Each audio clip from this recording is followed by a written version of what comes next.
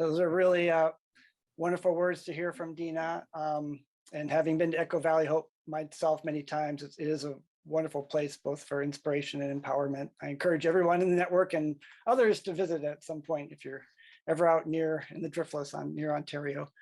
So my name is John Peck. I'm speaking to you from Madison, Ho-Chunk land here, Dejop. I happen to be the Executive Director of Family Farm Defenders, which is a longtime member of the network, and also am on the board currently. So I was asked tonight to sort of introduce folks in WNPJ to the Just Transition Framework, which is it's an exciting framework for those of you who might not be familiar with it. Our organization, Family Farm Defenders, has been involved with it for quite a while because we are involved with the Climate Justice Alliance and other groups that are already using this framework. And it's going to be a guide. We've been suggesting it as a guide for moving the network forward in our important grassroots organizing here in Wisconsin. So for those of you who may not be familiar with it, you can always go to the Climate Justice Alliance website. There's a lot more information on there about it. And we're going to be putting that link into the chat, I believe, at some point, so people can find that easily. And I guess to provide a brief overview of it, the Just Transition is a vision-led, unifying, and place-based set of principles. And I think we'll be seeing a slide, which explains a little bit more. The whole idea is to build economic and political power to shift from an extractive economy, and believe it, many of us have dealt with the dirty underbelly of the extractive economy, to a more regenerative and, I would say, fulfilling, life-affirming economy. So you can see in economy, I teach economics at Madison College, so we're talking economy, big economy. We're not talking, free market capitalism or something. We're talking, the big economy, which is basically bringing happiness to people and all creatures on the earth. That's the goal of the economy, is to maximize happiness for as many creatures and people as possible. So you can see the diagram on your screen there shows two different circles. You can see how they're interacting. Circle on the left is our economy as it's currently structured and imposed upon us in many cases. And it's extractive, it's exploitative, it's enclosure, power and wealth. And then the circle on the right shows where we would like to move to. So you can sort of see how that works. So the regenerative economy would be based much more on cooperation, of course, deep democracy, mutual aid, reciprocity, social ecological well-being. I mean, there's lots of things that all of us would like to see in our world that we're still striving for. So, but is that enough for us to transition? So I think we're going to see another slide here. If we're moving to the transition from an extractive economy to a regenerative economy, how and why? The process matters. We already heard this earlier, right? You can't really dismantle the master's house using their tools. So, so you can see some of the Just Transition core values that will can help anyone well, I would argue almost any sort of transition process, whether it's at local, community or broader levels. A Just Transition is going to move us to bien vivir, which is, Spanish loosely translated, living well, living better. A Just Transition is going to create meaningful work. And I can tell you, work is not drudgery. It's, if there's a purpose to your work, it's fulfilling. If there's not, then that's drudgery. Just Transition upholds self-determination. It's involved with the equitable redistribution of resources and power. It will require regenerative economics. It also be, well, not just retain culture, I'd hopefully, be respectful of culture and traditions. Embody local, regional, national, international solidarity, which is critical in our time. No one's an island unto themselves. And then building what we need now. So this is not a pie in the sky idea. This is like actually creating the world we want to see today and building it into the future. So the Just Transition Framework, I think we'll be moving to another slide now, was originally crafted by indigenous peoples and leaders from Black, Latinx, Asian Pacific Islander communities.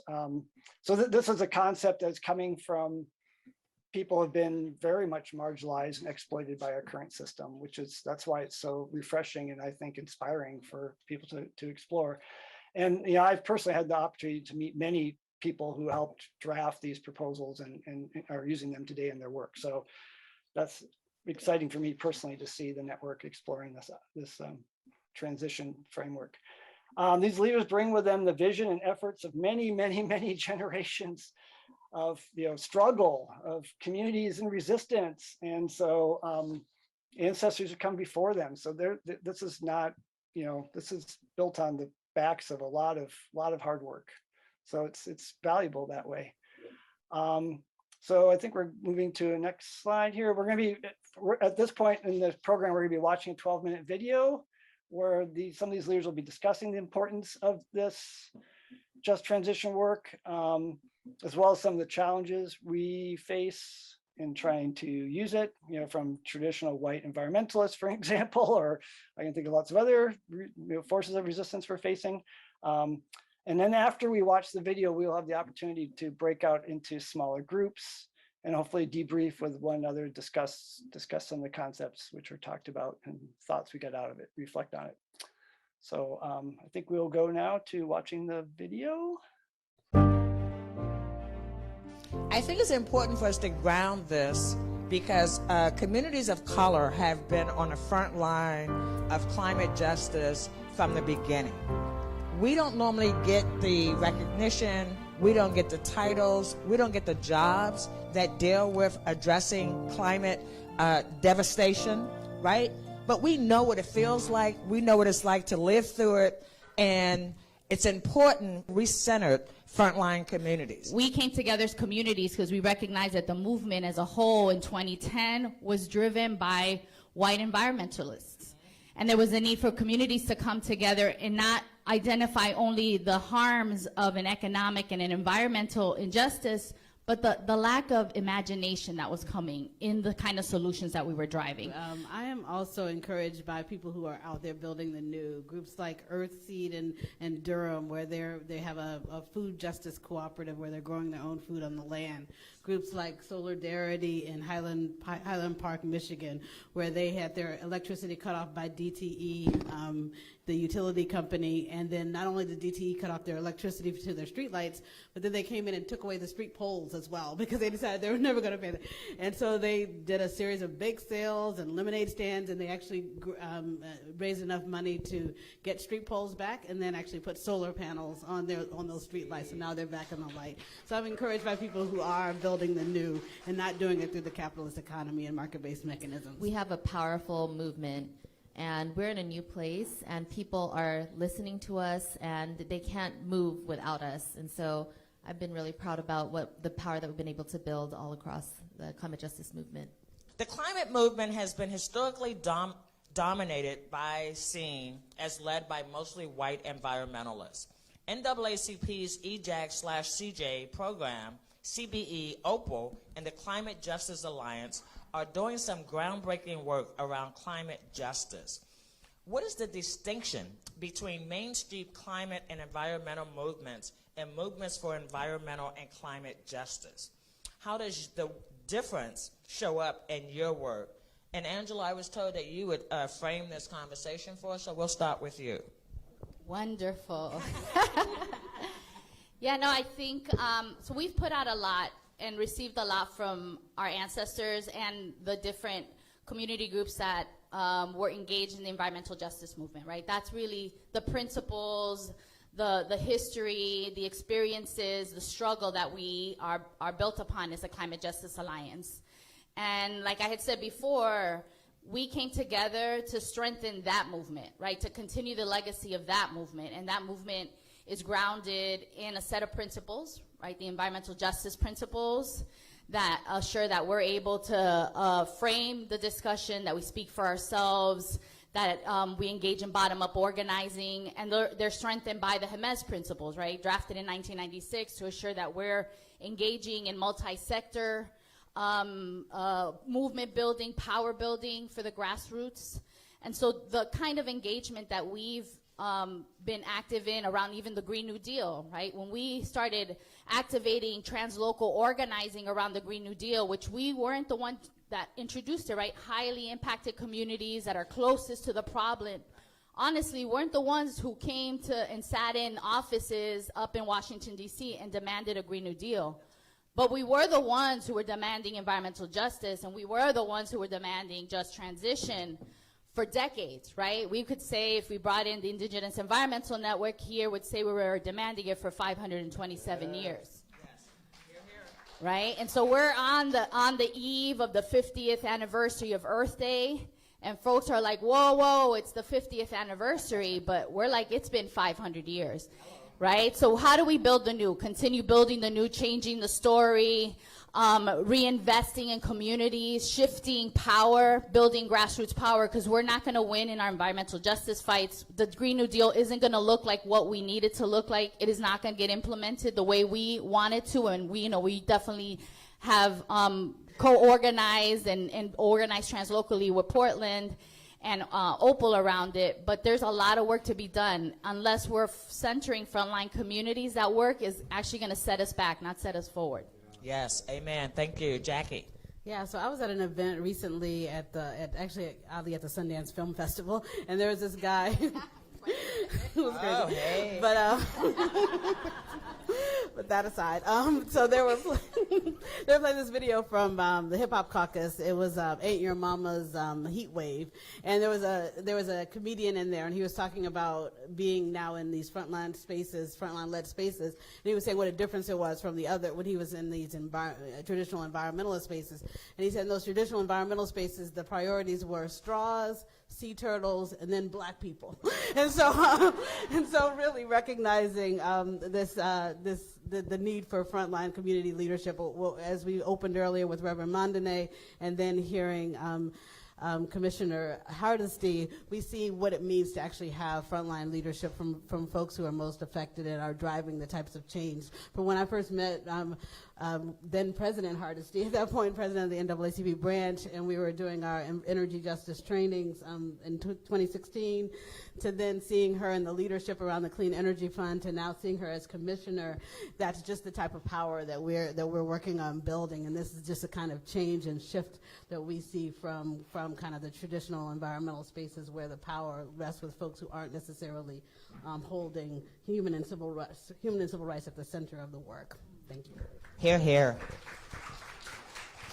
Daryl. Yeah, if if there are false solutions, if it's not grounded in frontline people, communities that are on the ground being impacted directly by the climate crisis and environmental racism, we are the ones that are the experts. We don't need fancy degrees. We don't need high political offices. People need to listen to the expertise of the folks on the ground, and that's the thing that we bring. We're not just sacrifice zones. We're not just toxic hotspots. This is home. Yeah. This is home for us.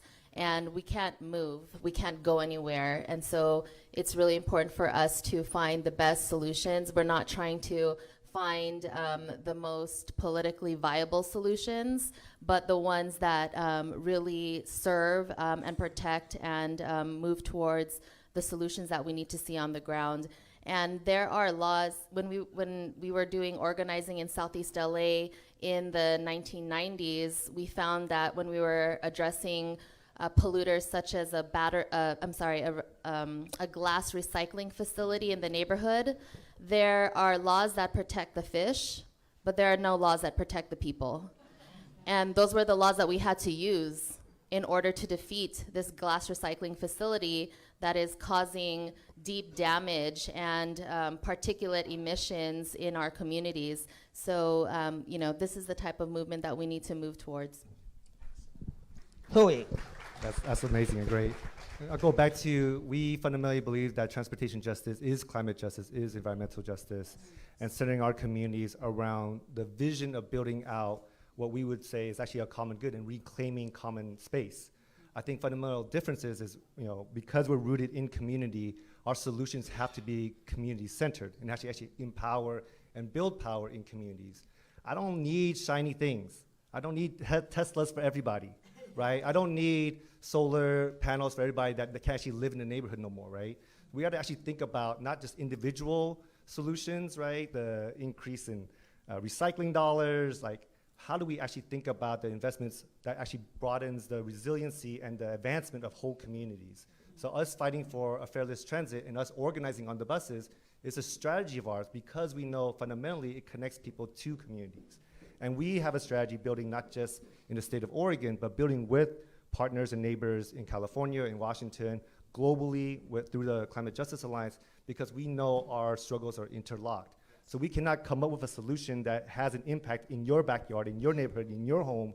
That's a false promise, right? And I think too often electeds might get into that realm of what's politically feasible and not actually understands the impact of our neighbors north and south of us and globally. Absolutely, and I can give, yes, applause. Yes. And here's a real live example. I remember when we were just thinking about the Portland Clean Energy Fund initiative, and we didn't even have the initiative fully developed yet, but we were starting to have conversations with community members, right? And so here's how the conversation went. I went to this table, and I won't tell you the name of the table, but just assume that there were environmental organizations at that table and labor unions at that table. And so I went in and I said, okay, this is what we want to do, right? We're going to put this measure on the ballot. This is what it's going to do. This is how much money it's going to raise. What do you think? And they're like, well, we're not at the decision-making table. And I went, yes, you're right. You're not. Well, why not? We don't support things that we're not at the decision-making table, right? I said, well, there was a good reason why you're not at the decision-making table. And they asked, well, what is that? It's because you tend to take over tables that you become a part of. And so this is being led specifically by communities of color. And we will invite you to be a partner. We'll invite you to support our effort. But all their conversation was about this wasn't the right time, right? When we started off, we've got to pass our, what's that thing we've been trying to pass for 25 years? The cap and trade. We got to get that passed first, right? So we rewrote the measure to say that if by chance, after 25 plus years, we pass cap and trade, whatever funds we raise will be reduced from whatever they have to pay for the state. Took that argument away, right? But the reality is that this is the very first time in Oregon's history that communities of color came together and worked to develop a proactive ballot measure and then were the leaders at selling it to the rest of the public, right? We can do this with the right coalition, with the right people in the lead, with people that are leading based on their values and based on understanding who's directly impacted.